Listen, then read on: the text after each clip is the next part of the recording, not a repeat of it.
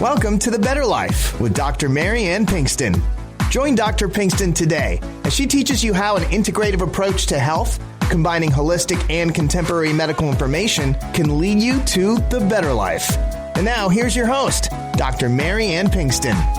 Hello, everybody. I'm Dr. Ann Pinkston, and this is The Better Life with Dr. Pinkston. And today, boy, do I have a treasure for you. I have Dr. Warren Lesser with Magna Pharmaceuticals, who has been my sponsor and good friend, and you've assisted me in so much and helped me for the last couple of years now, and I am so thankful to have you on, Dr. Lesser. Good morning, and I know you've got, as always, a great discussion ahead for us about trying not to be so comfortable in life, so sedentary, and telling us where the dangers and the perils are in all of this. And so welcome aboard. It's nice to see you again. Hey, thank you so much. It's good to be here. Thank you, as always, and for being so supportive. So, yeah, tell us about what you've got for us today, and let's move forward. Okay, sounds good. I have some PowerPoint slides that I've just put. Sure. So our topic today is, why is there so much fuss about a comfy sedentary lifestyle? I mean, I think it's good, right? It's the soft life, it's the easy life, it's the affluent life that we have here in America. Right? We hope for, I think. Right. But in part of this presentation, I'm going to speak about food choices, the food we eat. But not all of the content is going to be about food, but definitely all the content from this presentation is food for thought, because the information I'm going to present is from credible peer-reviewed medical journals and what we call meta-analyses. So therefore, anybody can come out just about with a study that shows something. But when you look at meta-analyses, you're looking at the preponderance of evidence. For example, there's one study that I'm going to show that is a compilation of 810 other studies. So this is what we look for. This is what we want to stand on, because we want to use good science. So the real quick outline is that we're going to go through and talk about, well, what is a sedentary lifestyle? We hear so many different definitions. How does it affect our bodies? We're going to talk a little bit more about metabolic syndrome, which is really a pandemic, and then apply some occupations to the sedentary lifestyle, talk about the consequences, not only from a health standpoint, but from a societal standpoint, especially with jobs such as long-haul trucking or long-haul commercial driving, which is be a tough occupation. And then some ways to mitigate the risks associated with a sedentary lifestyle. Sometimes we can't change our jobs and we can't change our lifestyle, but we can do some things to take some steps to mitigate the risks. So and then we'll summarize with a few points and rock and roll. And go on with our day. So what is a sedentary lifestyle? And this is from National Institutes of Health in 2024. So they talk about different definitions. It's a way of living, prolonged periods of sitting or lying down, very little activity. People say, I'm a couch potato, I don't exercise. Interestingly, one could exercise for 30 minutes with moderate activity every day and still meet the criteria of having a sedentary lifestyle, because for the rest of the day, they're sitting or laying on the couch, right? American society, in our country, Americans are shown to be spending more time doing sedentary activities, or non-activities, we should say, sitting at a computer or other device, playing video games, watching TV. In the summertime, which is now, kids are outside without their shirts on. And one of my granddaughters is a swimmer, so we go to the pool, watch her, and see these kids. We're talking about 6, 8, 10-year-old kids. I've never seen so many overweight children. And according to Kids Count Data Center, 32 to 34% of children ages 2 to 19 are either overweight or obese. So it's a big problem. And I think when we look at some of the long-term effects here in a few slides, we're going to see as parents and as adults what we should do to intervene and maybe try to stop such a sedentary lifestyle, or at least modify it. For adults, many jobs are sedentary, long days in cars, and even while we're commuting. Some people are on buses or on trains, are not doing anything. Now, if you take the technical definition of a sedentary lifestyle, they define it with something called METs. If you ever go on a treadmill, you'll see one of the readings is you can look up as METs, and And so NIH defines that as how much oxygen we're using. Not to go into this to get too technical, but what it means is that a 70 kilogram, 154 pound person burns 1 met per minute if they are sitting, doing nothing. 2 mets would be, having more activity. For example, gardening is 4 mets. Heavy housework or washing windows is 3.3. If you do carpentry, it's 7. Light housework, dishes, maybe 2.5. But making beds can be 3 to 5. I guess that depends on if you're moving the mattress or moving the bed. Farm to 4 to 5. Wood cutting 5 to 7. Walking 3 to 5. Jogging 9 to 11. Running 12 to 15. Basketball, very arduous sport, up around 12. So what we're trying to say here is that, the higher mets that we can get during the day for the longer periods during the day, the less sedentary we're going to be, and that extrapolates to a healthier life. But how does an inactive lifestyle affect our bodies? Well, we mentioned, I guess, a moment ago that we have lower mets, so we burn fewer calories. We're more likely to gain weight. I think about it. When I put gas in my tank in my car, I can only put the amount of gas in that I've burned. Otherwise, what happens? My tank overflows. Well, in the human body, when your tank overflows, the amount of calories you're taking in, your body converts to fat for storage, right? So it's kind of the same. We should only take in what we're going to burn on a given day.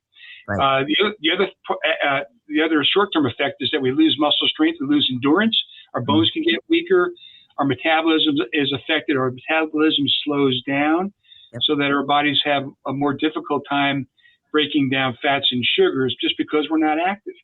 The other thing that's interesting is that our immune systems don't work as well when we're sedentary. And this can lead to more systemic inflammation, which we know, we've talked about this, Dr. Pinkston, in some previous presentations, how systemic chronic inflammation is really the root of many diseases, bad diseases. We wind up with poor blood circulation and even nerve damage or degeneration. We just don't feel as well. I go to Planet Fitness. I try to go 4 or 5 times a week. And sometimes the hardest part of getting there is getting out of the car when I'm in the parking lot. When I get into the environment, everybody's working out. It's a great environment. After 10 minutes, I'm more energized. At the end of my workout, at 45 minutes or an hour, I come out of there, I have more energy than ever. It's an oxymoron, so to speak. But people say, well, if I exercise, I'm going to be too tired. No, if you exercise too much, you might be too tired. But if you're laying around, you're going to be tired too. Exactly. So we've got to get moving. So we talked about short-term effects, but what are the long-term effects? Well, muscle atrophy, you see this especially, so long-term diseases from sedentary lifestyle those diseases are called sitting diseases, which I did not know before I did some research for this presentation. But you can see muscle atrophy, especially in elderly adults.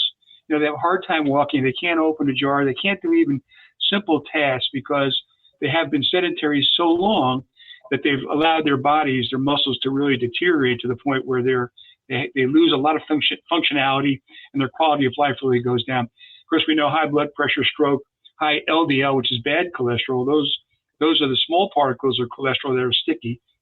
Low HDL is good cholesterol, and of course, high triglycerides. Those lead to heart diseases, including heart attack, possibly.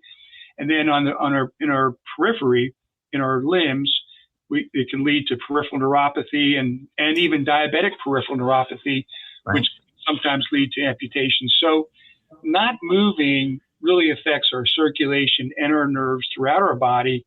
And there's a lot of reasons why. But people who talk about, well, my hands are tingling, my feet are tingling, I have pains in my feet. Those are symptoms of peripheral neuropathy. Type 2 diabetes we bring on ourselves because of our habits and our intake. And then, of course, all this can lead to certain cancers, especially colon, breast, and uterine. So osteoporosis, we talked about the fact that when we're not moving around, a few minutes ago we mentioned that we have bone loss and even some mineral deficiencies that can lead to falling, especially among the elderly. You hear the statement, "Oh, my mother fell and broke her hip." Well, It's actually the opposite. Your mother hip broke and she fell. Your mother's hip broke and she fell. Right. So those are some of the physical aspects, but there are also mental health effects. Talked about fatigue, insomnia. People become more anxious and they become more depressed. Just moving around can alleviate some anxiety and some depression. And then overall, there's a higher risk of premature death. Not moving can mean that you die earlier. Right. There is a sedentary lifestyle, several studies where sedentary lifestyles correlate with health risk and death, which means the more sedentary we are, the higher risk we have for serious disease and dying young. So for all the above, for many of the above, possibly a precursor warning disease is something called metabolic syndrome. Right. This is an amazing statistic. 38% of Americans have metabolic syndrome. Okay, wow. It's more than 1 in 3. Okay, when we compare this with the COVID-19 pandemic, in the years 2020 and 2021, there were 25 million U.S. citizens diagnosed with COVID-19. Mm-hmm. That's 1 in every 13 citizens. That's 7.69%. Okay. Right. Wow. Compare that and all the talking we had about COVID-19. Well, look at metabolic syndrome. Are you kidding me? It's 38%. So it's a big problem, and it's a big time health risk for our whole society. So how is it diagnosed? What is metabolic syndrome? Well, you have to have at least 3 of the 5 risk factors. You have to have a large waistline, high triglycerides, low HDL. We said HDL was good cholesterol. So that means less than 50 milligrams per deciliter for women, less than 40 milligrams per deciliter for men. High blood pressure, typically a 130/85. It varies somewhat with age. High fasting blood sugar, over 100 milligrams per deciliter. Interestingly, A1C is not a diagnostic criterion, a definitive diagnostic criterion, but 5.7 to 6.4 is pre-diabetic. Mm-hmm. Even though high LDL is not an official criterion, or I should say, in addition to A1C, high LDL is not an official criterion, but it's also a risk factor. So basically, if you have 3 of the 5, and I'll show on the next slide. So if you look at this slide right here, where it has the 5 typical criteria for metabolic syndrome, right. You can look at these, and 4 out of the 5 are asymptomatic. Mm-hmm. The only one that shows if a person may have metabolic syndrome is the large waist circumference.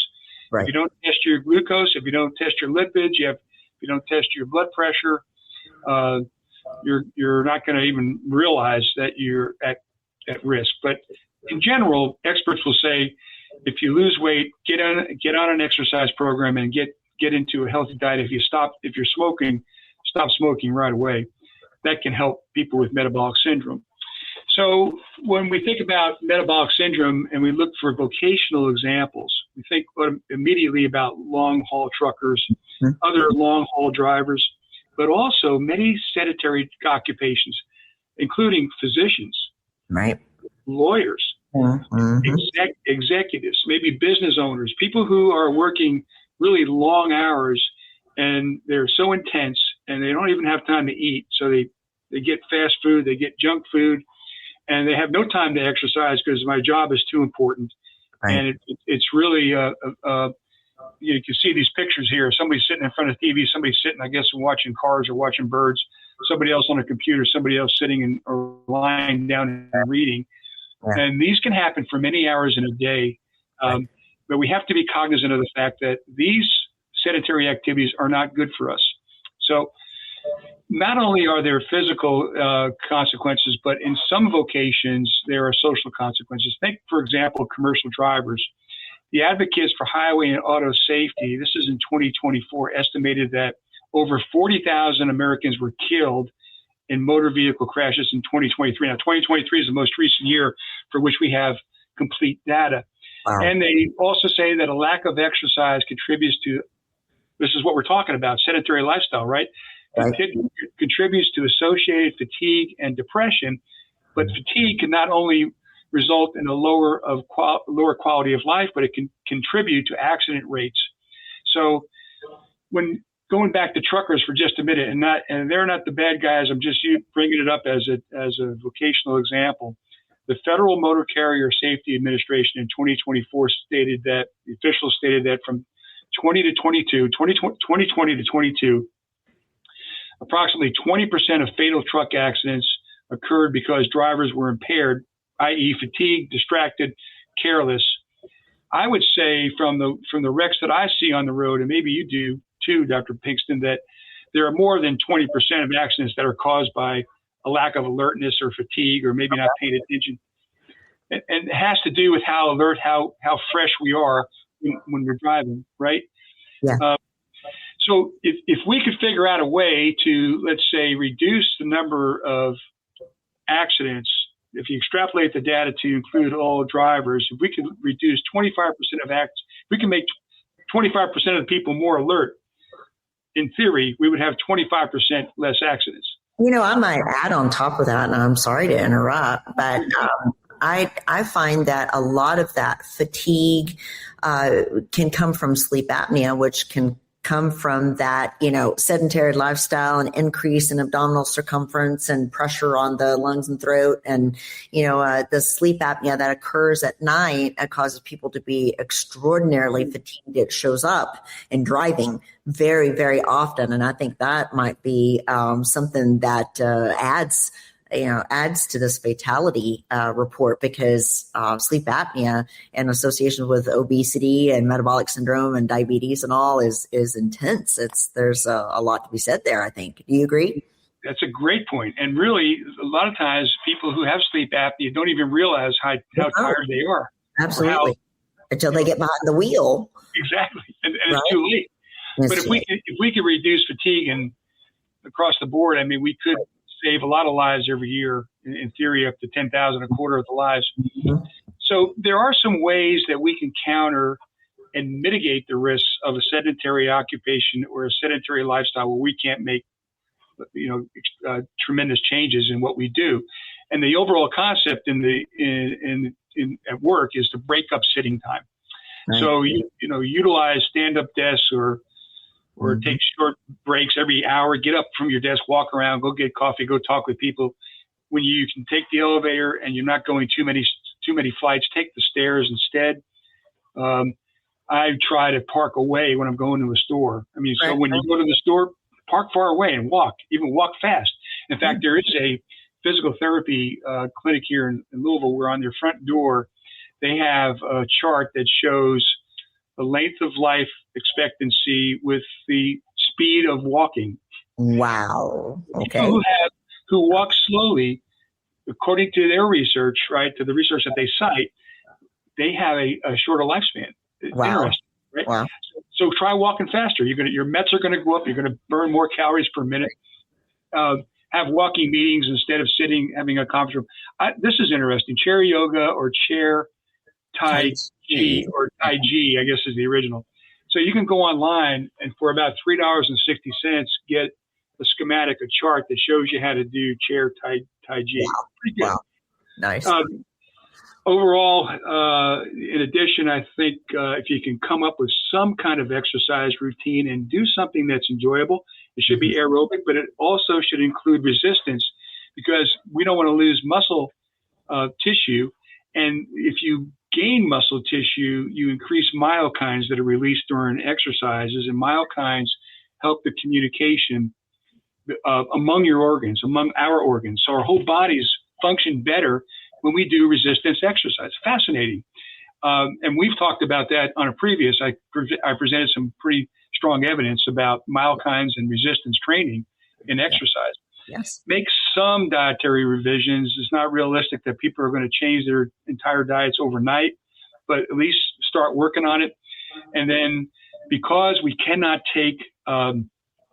make drastic changes, we can't all of a sudden go over, I'm going to do the Mediterranean diet starting tomorrow. I'm not going to eat any junk food. That's not going to happen. Let's face it, right? Very few people can do that.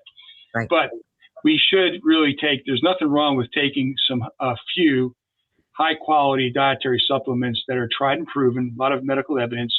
Don't take every dietary supplement that's advertised, because it's not going to do you any good. You're going to waste a lot of money. Exactly. But there are a few that we're going to talk about in a few minutes that can really help us if we're sedentary or even if we aren't.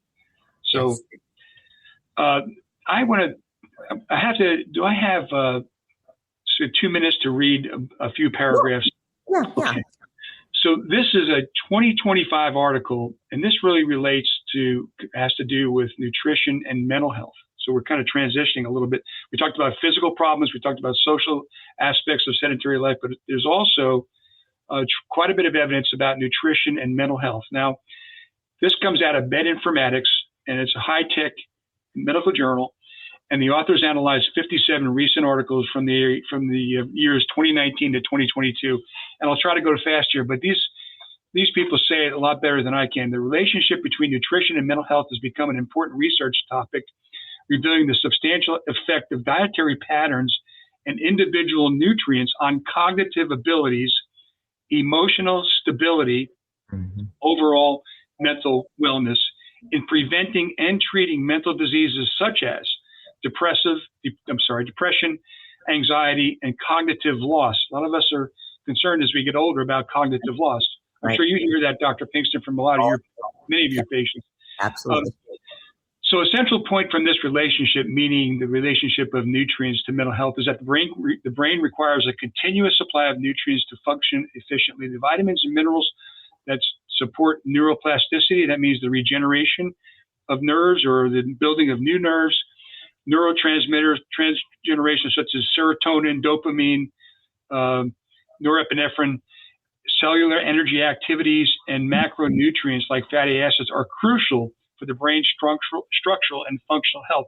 For example, omega-3 fatty acids contained in fish oil are needed for forming brain membranes and have exhibited antidepressant and anti-inflammatory benefits. In addition, reduced levels of B vitamins, particularly folate, B6, and B12, are related to changes in homocysteine metabolism, which can interfere with neurotransmitter synthesis and lead to mood problems. Right. So low B vitamins and low omega-3s, people can get in more bad moods, is what I'm reading from this, trying to put it more in layperson terms.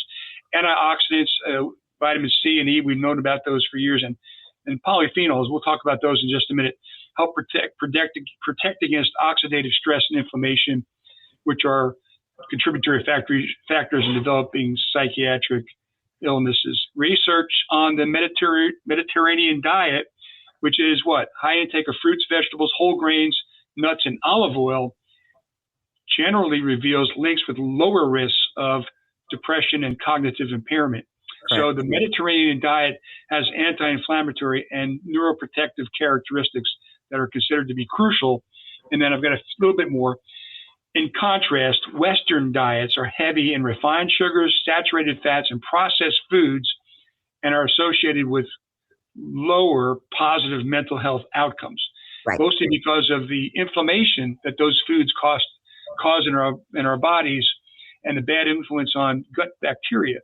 Now, interesting, the gut-brain axis is an essential part of the nutrient-mental health interaction, and it's a two-way communication pathway connecting GI tract, in other words, what we eat, where our food goes in, and our central nervous system. And depression, which is a prominent cause of disability worldwide, has been extensively investigated, and evidence suggests that diets rich in whole foods such as fruits, vegetables, talking about here, Mediterranean diet again, are related to reduced incidence of depression, and in contrast to the processed foods that many Americans eat. So the breakthroughs, I think, the way that the field is going, psychiatry, is that the study of nutrigenomics, nutrients, metabolomics, which is metabolism, and microbiometrics, which is really how the gut. It's really the gut, and what kind of what is our gut flora, so to speak. That if psychiatrists and if the field of psychiatry, if really all family medicine, all practitioners who deal with functional medicine physicians like yourself, deal with trying to help people stay healthy, really take a personalized approach to nutrition, which can maximize the positive impact on brain function and mental health tools. And in fact, there's AI that medical professionals can use right now to help create personalized nutrition programs. Now, last sentence here, this approach holds tremendous promise for addressing the variability seen in psychiatric conditions where standard treatments often show inconsistent results. Incorporating tailored dietary interventions into psychiatric care offers potential for better symptom control, increased treatment adherence, and stronger long-term mental resilience. Yes. And this is strong stuff right here. Yes. We are in many ways what we eat, and what we eat is how we feel, and what we eat is how we think. Right. It's very, very, very true. True. So they talked about polyphenols. Well, those are flavonoids, I guess, phenolic acids, still beans, lignans. And so flavonoids are fruits, vegetables, legumes, red wine, and green tea. Mm-hmm. Okay. Phenolic acids, coffee. This is the kind of stuff we should be eating more. These are the things that we should be eating. Coffee, tea, grapes. Here comes red wine again, mm-hmm. Which I guess contains phenolic acid as well as flavonoids. Kiwi, mm-hmm. Plums, apples, cherries, still beans, red wine again. Known for enhancing heart wine. Blueberries, cranberries, and peanuts, and then lignans. Flax seeds, sesame seeds, legumes are beans, peas, lentils, whole grain, high fiber cereals, including granola. Mm-hmm. But dietary supplements dietary habits are difficult to change, and therefore we go to really highly suggesting this. A few dietary supplements we should take on a daily basis. Yes. Folate, B12, B6, and omega-3. Yes. So I guess we can bridge to Magna products at this point in time. We do have a few products we'd like to mention for your audience. And the first one is De Novo Plus B12. We talked about L-methylfolate and how important it is, and also B12. But the issue is that in many forms that we buy in the retail pharmacy or in the supermarket, they're not the active forms that are readily absorbed. They're not high quality. For example, if a person looks at their multivitamin and it says cyanocobalamin, well, that's B12, but very little of that cyanocobalamin in that form is absorbed when taken by mouth. In Magna De Novo Plus B12, we use methylcobalamin. Methylcobalamin, there's been at least one study that has shown that methylcobalamin orally is just about as good as parenteral, in other words, injection of B12. And folate. Well, folic acid is a problem for anywhere from 32% to 64% of Americans, depending upon ethnicity, right. Because they lack a critical enzyme for breaking down folic acid into folate. Folate is essential. Our bodies have to have it for many different body functions, nerves and DNA, cellular reproduction. It goes on. So when we don't get enough folate, obviously our body systems are compromised. And if we're taking folic acid and we have MTHFR deficiency, methylene tetrahydrofolate reductase is what it stands for. It's an enzyme, and we don't have that enzyme to break down folic acid into folate, then we're going to be deficient. And that's why we use L-methylfolate. L-methylfolate's already there. It's already the active form. When you take it in your body, it's absorbed very well, and it's utilized throughout our body. So that's why in De Novo Plus B12, we have the active forms, and they are pure. The dosage is only 1 capsule a day. And the important thing to remember about active forms is that L-methylfolate and methylcobalamin they cross the blood-brain barrier. So they don't only help our bodies in areas outside our brain, but because they get into the blood-brain barrier, they help our cognitive function. They help our brain rebuild nerves that have been damaged and actually just help maintain homeostasis. So And the dosage of B12, our De Novo Plus B12, is 1 capsule a day, but some physicians prescribe more, and that's fine. These are B vitamins, so theoretically, unless somebody has some kidney issues, they're going to excrete B vitamins all day long that they don't use. Right. And then, go ahead. I'm sorry. No problem. Actually, I thought this might be a good opportunity for your commercial for the De Novo, and insert that and then come back on the other side and follow up with Nufola, which is one of my favorite supplements. And so if you don't mind, tell us really quickly where people can go online to find you, and then we'll take a short break with the commercial and be right back. Oh, sure. Thank you. We are on magnaweb.com. It's very easy. magnaweb.com. Correct. And so, which is very prominent on my website and for Magna Pharmaceuticals. So please visit drpbetterlife.com. We've got a few shows with Dr. Lesser and many great points that he's made over the past couple of years. So please visit drpbetterlife.com, and we will take a short break and be right back on the other side and continue with Nufola. I really want people to hear about this. We'll be right back.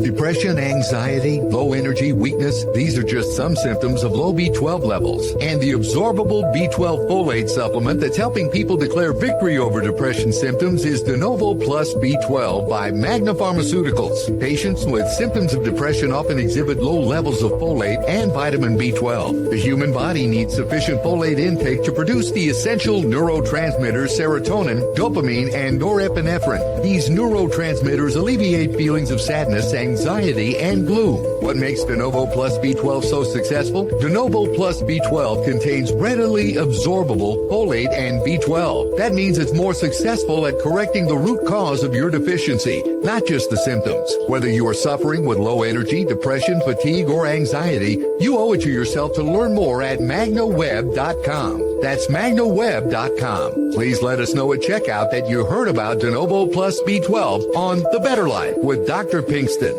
Welcome back. I'm Dr. Ann Pinkston here with Dr. Warren Lesser from Magna Pharmaceuticals. Of course, you just heard about my classic favorite, De Novo, and the methylcobalamin and methylfolate replacement, but there is more to be heard. We're talking about nutritional deficiencies and what's mixing with the sedentary lifestyle that's destroying your cognition and your energy and everything else. And so the magic cure is here today. Thank you. Dr. Lesser, please continue on. Thank you very much. So Nufola has methylcobalamin as well and L-methylfolate, but there's a difference between these two products. So if I go back to De Novo Plus B12, you can see that we have 15 milligrams of L-methylfolate and 2 milligrams of methylcobalamin. That's 2,000 micrograms. That's a lot, and that's good. That's what really helps people, especially older people, because when we get over the age of 50 years old and especially 60, we don't absorb B12 as well. So, and we must have it. So that's 15 milligrams. But Nufola has a little less L-methylfolate, but we've added B6 as pyridoxal 5-phosphate. So going back again, if somebody takes a multivitamin and you look at the label and it says vitamin B6, see what form it is. If it's pyridoxine, it's not very well absorbed. Correct. We use pyridoxal 5-phosphate because just like methylcobalamin and L-methylfolate, it is the active form. And B6 is really good for helping to regenerate. We talked about peripheral neuropathy. So Nufola is more for the physical ailments. And we have alpha lipoic acid as well, which is an antioxidant, and has also been shown to help with tissue repair and also metabolism of insulin, of glucose, so that we reduce some insulin resistance. So this Nufola has 4 ingredients, and the dosage is 1 or 2 capsules per day. The patient's not getting as much L-methylfolate, which is probably what they really need if they have depression, or if they have depression symptoms, or if they have other mental symptoms, or if they have some cognitive decline. But Nufola can also help, but it's not quite as potent on that end, but it is really good for patients who are having peripheral neuropathy, or they're concerned about wanting to make sure that the physical aspects of their health that maybe are risks or consequences from a sedentary lifestyle maybe they can offset those with Nufola. We have a lot of people take one of each, take one de novo plus B12 and one Nufola each day. And I'll show you why in a few minutes when we get to the cost slide, because neither one of these is expensive. That's part of our mission. You don't see too many pharmaceutical companies that show their price list, but we're going to do that. So talking about lower levels of serum folate, this comes out of American Journal of Psychiatry. So whether you're taking de novo or Nufola, both products have serum folate that's absorbed very well, or L-methylfolate that's absorbed very well and becomes serum folate. But patients who are deficient in folate are 6 times more likely to fail to respond to antidepressant medications. Mm-hmm. In the article that I read earlier, the authors talked about the fact that antidepressant meds they often fail. 50% of people fail on their first antidepressant med. So we see ads on TV all the time that say, well, if you're taking an antidepressant, your doctor may add the second antidepressant. Correct. And as a pharma guy, that I've kind of seen the light a little bit on a few dietary supplements. Not all drugs that we take are really that good for us. A lot of them have a lot of side effects. Right. And a lot of them don't work that well. After a few months of taking an antidepressant, many times a physician will change the antidepressant because the patient is no longer feeling the results, the positive results. So, but the bottom line here is that patients who are taking antidepressants, if they're low in folate, they're more likely to fail. So what's wrong with taking a folate supplement as an adjunct therapy? Right. And here, this comes out of Perspectives in Psychiatric Care. And the author talks about, this is well established, again, researching a lot of different published journal articles. Well established, the use of L-methylfolate as an adjunct to antidepressant therapy achieves a faster onset of action, reduces hospitalization. And they asked the question, why is this critical vitamin?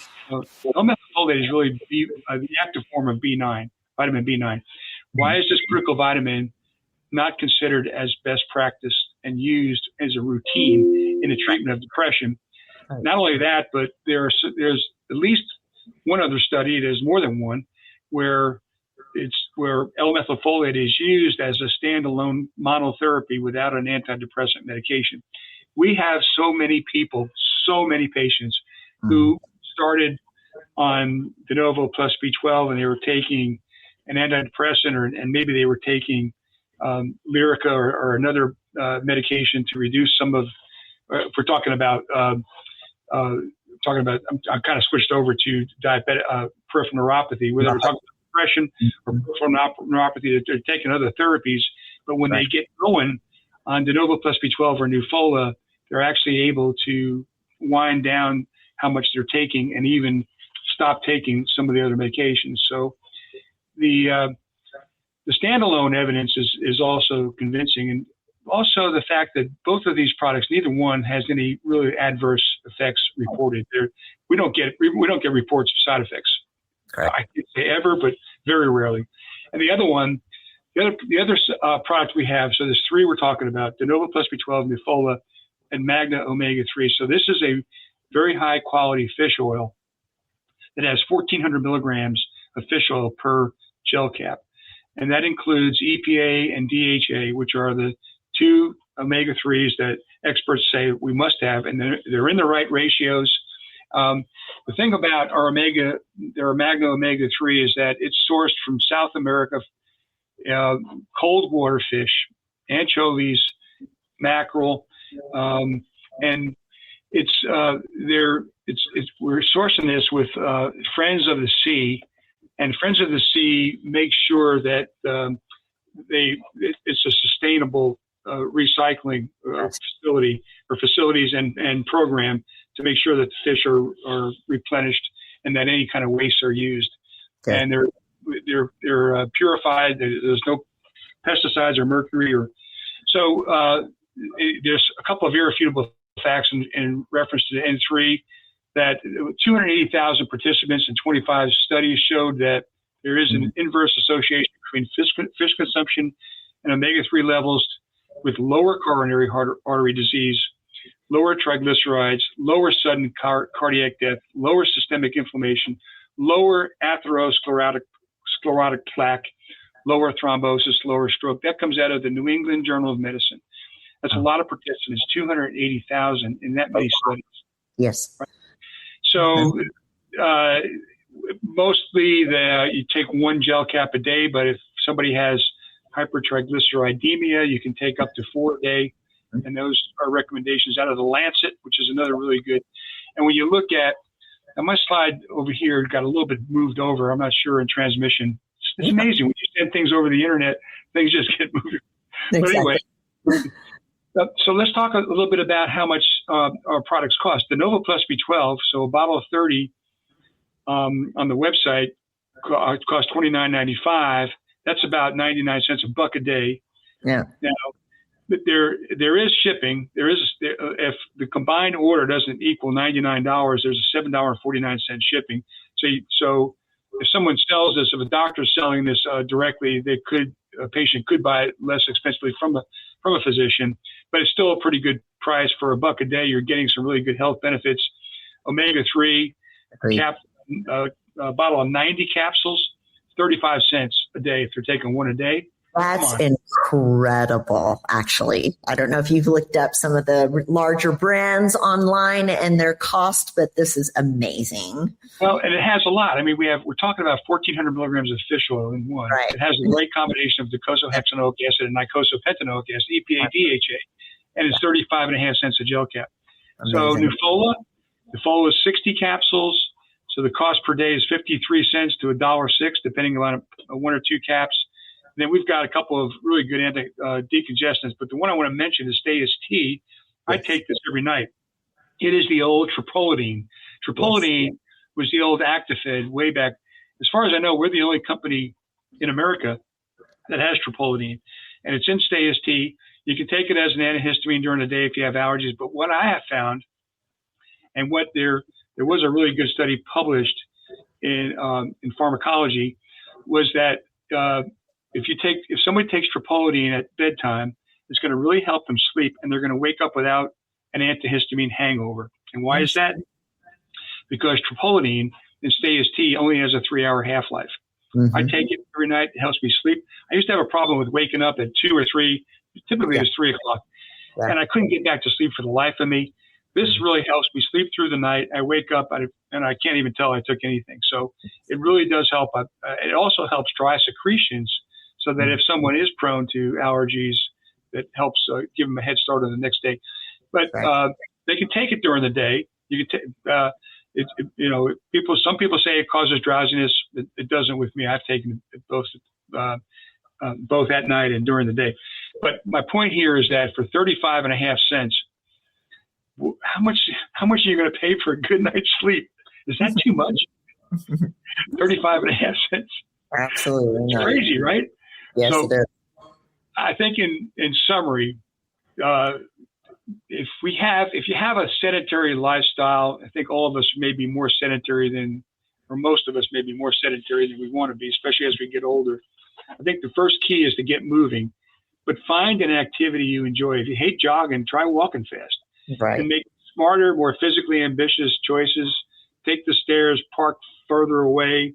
Try to be more physically active.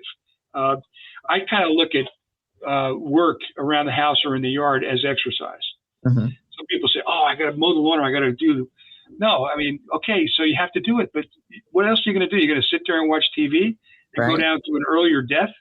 So the other thing is shift part of your food intake to the Mediterranean diet. And we talked about fruits, vegetables, whole grains, nuts, olive oil. Try to eat some less junk food. We're not saying carve out all junk food, but more balanced, better sleep hygiene, more REM sleep. That's really the more restorative. That's what we want. And then take a few high quality, good value supplements. But we recommend De Novo, Nufola, Magna Omega-3, and then for helping people sleep without an addictive product or a product where we're going to be hung over in the morning, try Stay Tea. All available from magnaweb.com.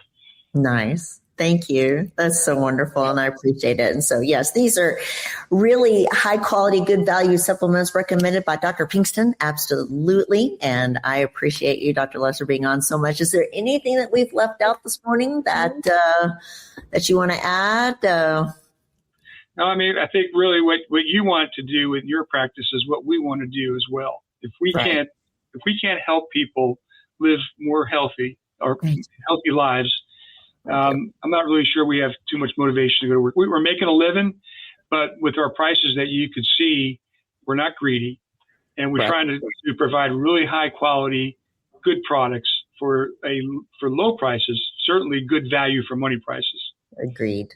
In fact, low price. Let's just say low prices. Absolutely. But the problem with saying low prices and high quality is that's kind of an oxymoron. People don't. How do you do that? Well, we do. We really do. It can be done. And you as long as you're not greedy. And we have low corporate overhead, so we don't have to. Absolutely. Absolutely. You're doing it right. Business done right. Yes, you have to make a living, but it's business done right. And it's what's best for people. And that's always at heart with you. I appreciate that so much. And you guys have been a great support to me. I love you and I appreciate you for that. Please give our hellos to Mary. And this has been a wonderful show, and there are more shows that you have done with me in the past. So if people will go to drpbetterlife.com, you can hit the iTunes, Spotify, YouTube. If you do the YouTube, you can see the slides and see our beautiful faces. So please go to drpbetterlife.com and see one of our previous shows. And Dr. Lesser will be back in a few months, and we'll discuss all of these and more. Again, Dr. Lesser, thank you so much. I appreciate you. You're very welcome. Better life, Dr. P. Absolutely. Absolutely. Thank you. And so for everybody out there, again, welcome you back next week. But please, in the meantime, take care of each other. You've been enjoying The Better Life with Dr. Mary Ann Pinkston. For more information, go to drpthebetterlife.com. That's drpthebetterlife.com. And listen next week for The Better Life with Dr. Pinkston.